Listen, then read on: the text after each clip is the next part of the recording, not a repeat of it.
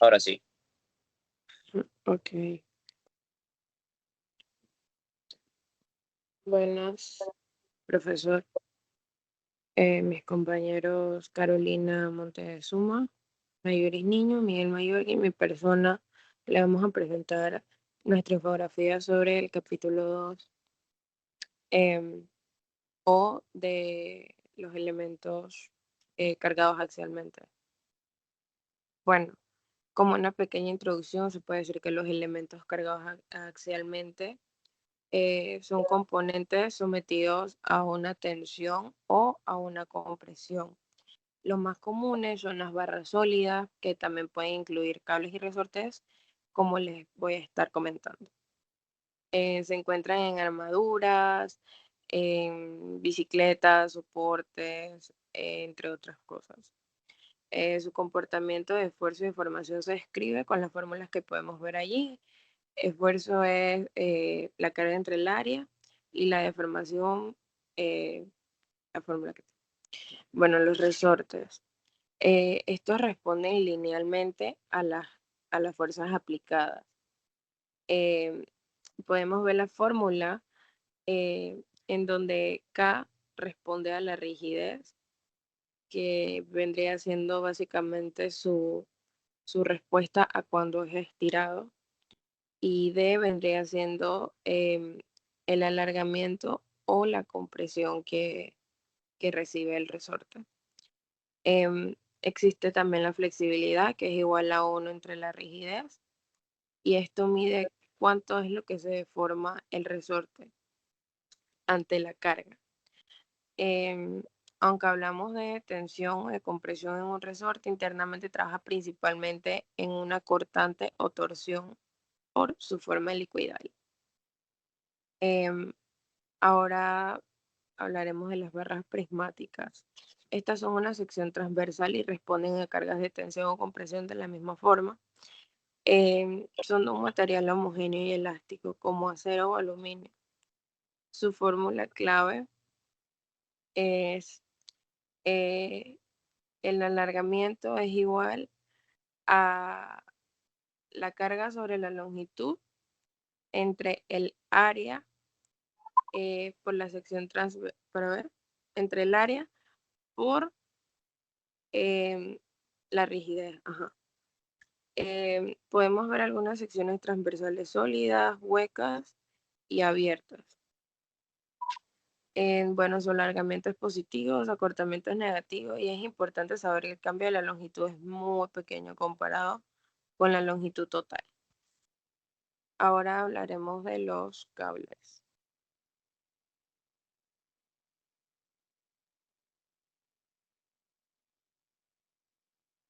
Bueno, estos solo trabajan en tensión, nunca en compresión. Son conjuntos de alambres trenzados, perdón, lo que hacen que sean ligeros y flexibles. Se utiliza el área efectiva y el módulo efectivo para sus cálculos. Em, Ejemplo, el uso de los cables, bueno, en elevadores, en puentes colgantes y en tirantes de las torres. A continuación, puse una imagen sobre las propiedades de los cables, en donde aparece su diámetro nominal, su peso aproximado, perdón, el área efectiva y la carga última. Esto es solo para resolver problemas en el libro. Y bueno, la importancia práctica de em, los elementos cargados es para predecir las deformaciones en estructuras simples y complejas, también porque ayuda a controlar el diseño de los desplazamientos, y es fundamental para estructuras estáticamente indeterminadas donde el equilibrio no basta el equilibrio estático, o sea que se requiere considerar deformaciones para poder resolver fuerzas internas.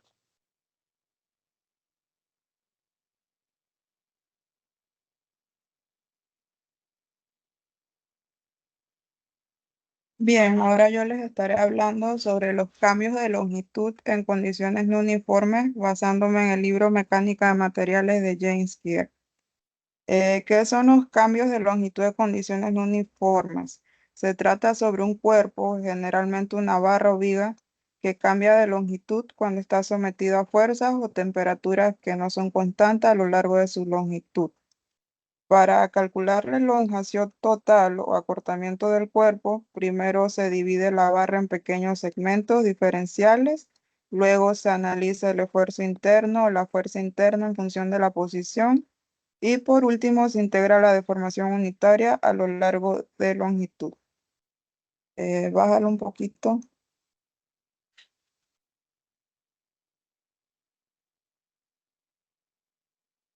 Ahí. Ujú.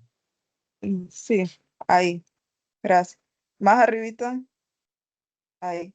La fórmula general para el cambio de longitud es la que se muestra a continuación, donde el cambio de longitud de la barra es igual a la integral desde x es igual a 0 hasta x es igual a L de la carga interna, dividida entre el producto del módulo de elasticidad y el área de la sección transversal respecto de x.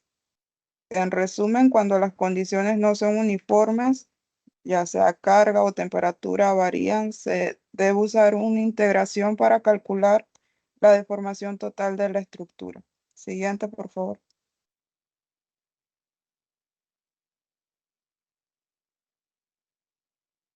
El siguiente tema son las estructuras estáticamente indeterminadas.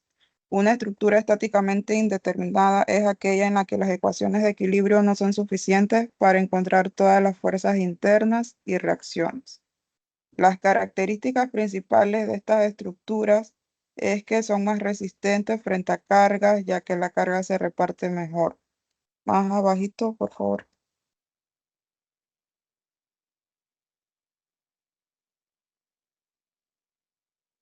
Otra característica es que es más complicada de analizar porque requiere condiciones adicionales de compatibilidad de deformaciones.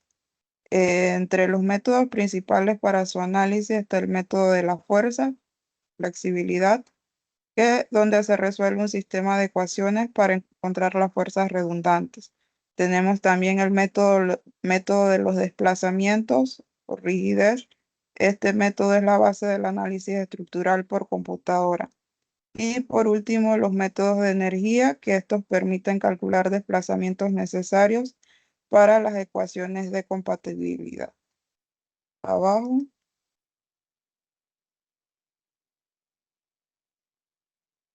Y por último, la importancia del análisis.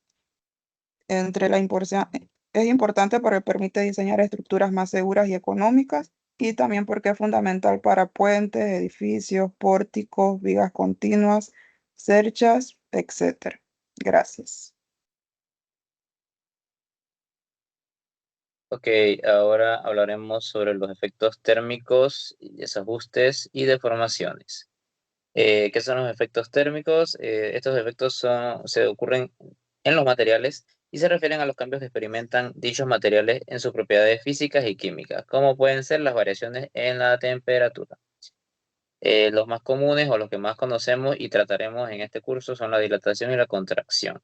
La mayoría de los materiales tienden a expandirse cuando se calientan y a contraerse cuando se enfrían. Esto también nos ayuda a saber la connotación de los signos, pues nosotros tenemos por entendido que cuando hay una dilatación es positivo y cuando hay una contracción es negativo.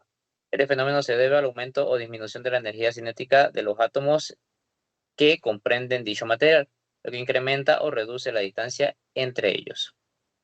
¿Cómo se calcula esta?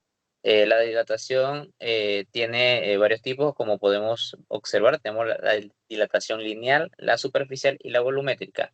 La lineal es un cambio en su longitud, la superficial, como lo dice, es su área, y ya la volumétrica sabemos a qué se refiere. Esta ecuación que tenemos a continuación es la dilatación unitaria por el coeficiente multiplicado por lo que sería delta T, que es la variación en la temperatura. Ejemplo de aumento de temperatura uniforme. Los materiales estructurales ordinarios se dilatan al calentarse y se contraen al enfriarse, y por lo tanto aumenta en la temperatura que produce una deformación unitaria térmica positiva. Las deformaciones unitarias en general son reversibles, en el sentido de que Un elemento puede regresar a su forma original cuando la temperatura regresa al valor original. Y el cálculo del aumento de su dimensión. Podemos calcular el aumento de cualquier dimensión del bloque multiplicando la dimensión original por la deformación unitaria térmica que ya ha sido efectuada. Como por ejemplo, si las dimensiones de L, entonces, si las dimensiones son de un largo L, entonces esa dimensión aumentará en la cantidad de que vaya aumentando progresivamente la temperatura. Como podemos ver, aquí tenemos la deformación unitaria de una barra de una longitud L, explicada en esta fórmula que vemos a la derecha. Ahora bien, la energía de la deformación. ¿Qué es la energía de la deformación?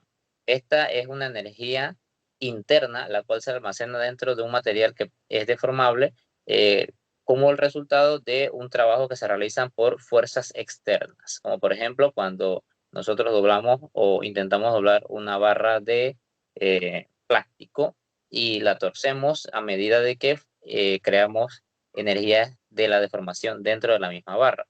Esta energía almacenada se considera como la energía de la formación. Aquí, como podemos observar, la ilustración es una gráfica la cual nos indica la energía de información en un caso de que se esté aplicando linealmente, de una manera continua, en la misma intensidad.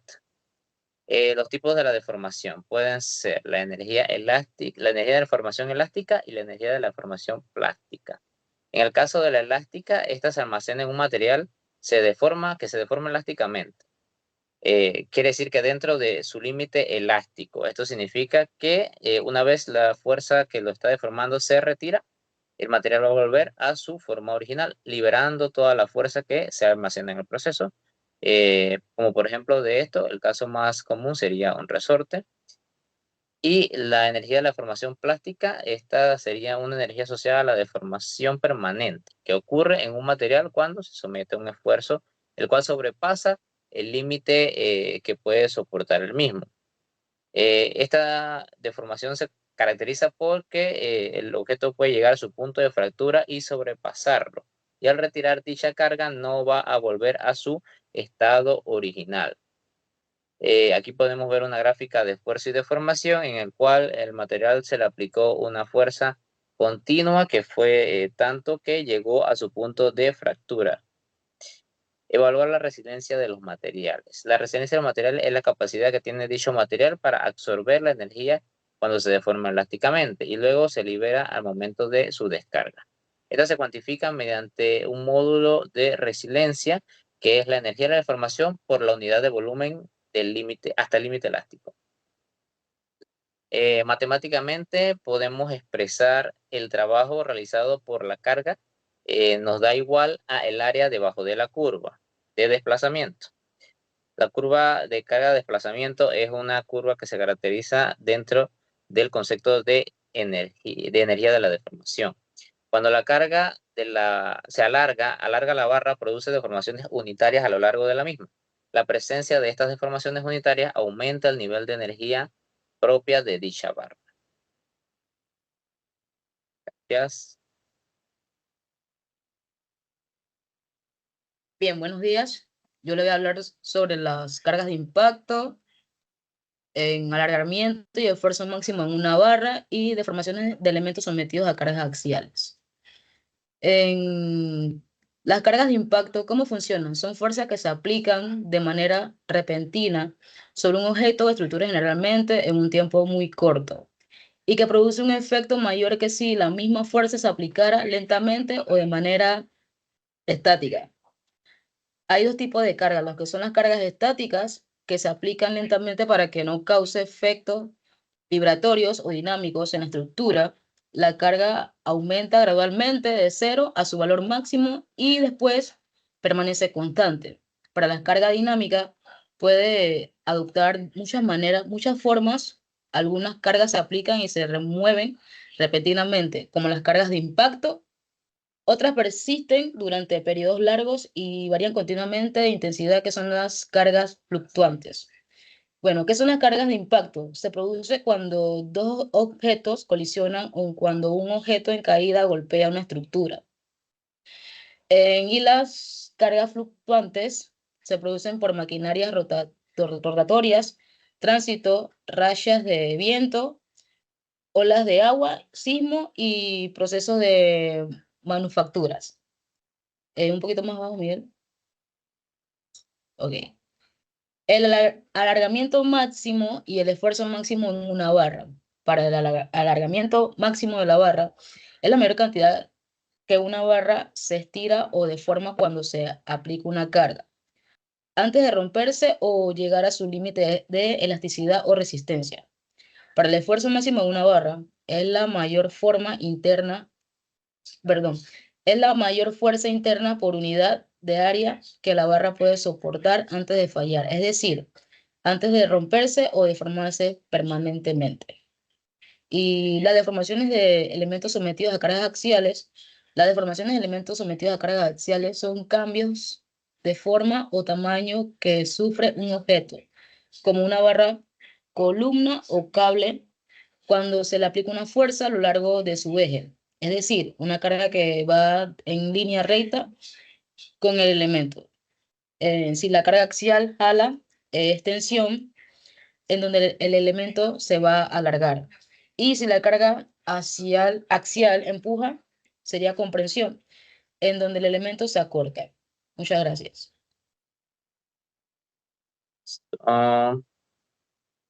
Esas son todas. Sí. Hemos terminado. Solamente faltaría una parte, que es la de Jan, pero esa la vamos a agregar luego. Así que hay que tomarse foto o algo así, ¿no? O algo así. No, ¿Lo tienes? ya. Terminó. Bueno, profe, chao, cuídese, nos vemos.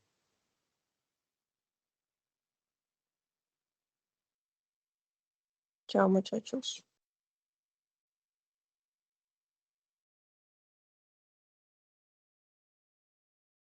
Y sí, 1, 2, 3, 4, 5. Sí, vamos allá. Vamos a compartir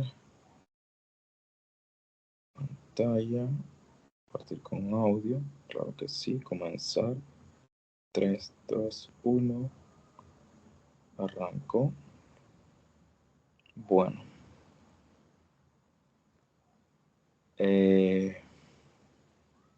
¿Qué tal, profe? El día de hoy le voy a presentar mi parte, ya que no pude asistir a la reunión con los compañeros y lo que hicimos fue unir ambos videos y entregar. A mí me tocó los problemas estáticamente indeterminados y problemas que involucren cambios de temperatura. Esto es del libro Ferdinand Beer. El 2.9, que son los problemas estáticamente indeterminados.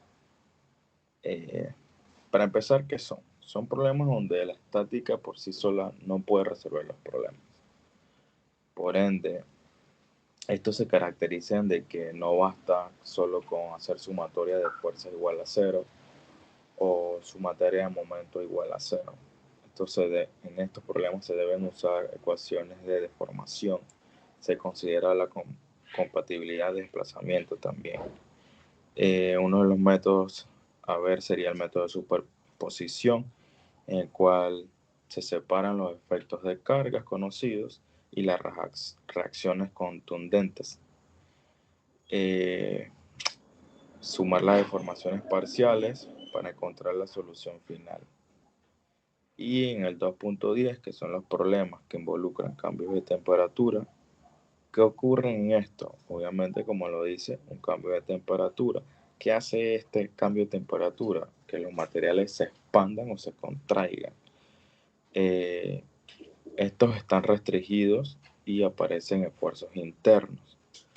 Podemos observar fórmulas claves como la deformación libre, que es el alargamiento sin restricciones, el esfuerzo térmico, que son los esfuerzos cuando los extremos están fijos.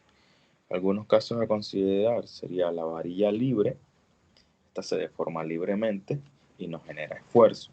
Y la varilla restringida no puede alargarse y genera esfuerzos internos.